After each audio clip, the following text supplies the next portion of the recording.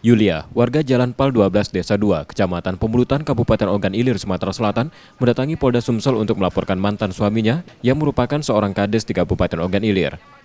Dalam laporannya, pelapor menceritakan mantan suaminya yang bercerai pada Desember 2023 mengajak untuk rujuk namun ditolak pelapor. Terlapor yang tak terima lantas mendatangi pelapor di rumah orang tuanya dengan membawa linggis dan mengancam akan membunuh pelapor.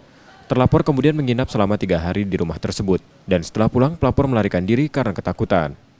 Melihat pelapor sudah tidak berada di rumah, terlapor yang kembali datang memaksa orang tua pelapor mengambil kunci dan kabur membawa sepeda motor milik pelapor. Ya, masalahnya kita sudah pisah kayak gitu kan, tapi dia kayaknya nggak terima kalau dicerai kayak gitu kan. Terus? Makanya dari itu dia ngambil motor segala macam diambil kayak gitu kan.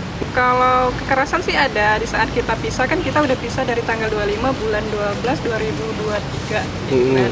Nah tapi dia balik lagi pas tanggal 30 2023 ngajak rujuk dengan mendobrak pintu kamar membawa sebuah linggis.